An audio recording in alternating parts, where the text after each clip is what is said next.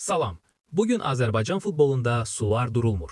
Zirə Neftçi maçından sonra meydanda yaşanan xaos indi də müsahibə otağına daşınıb. Emin Mahmudovun üsyanı.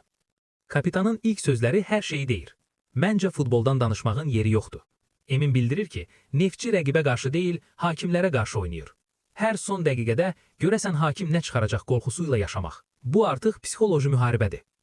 VAR və korlar. Emin Mahmudov VAR sistemini sərt tənqid edir. VAR-ı ləğv etmək lazımdır. Kimə lazımdır bu? Epizodun oyundan kənar olmadığını deyənlərə isə kapitanın cavabı daha sərtdir. Ya kordur, ya da gözləri əyridir. Bu sözlər uzun müddət cəzalara və müzakirələrə səbəb olacaq. Qarabağ oyunu öncəsi təzyiq. Breno Almeida'nın qırmızı alması və Qarabağ matçı öncəsi yaranan mənzərə.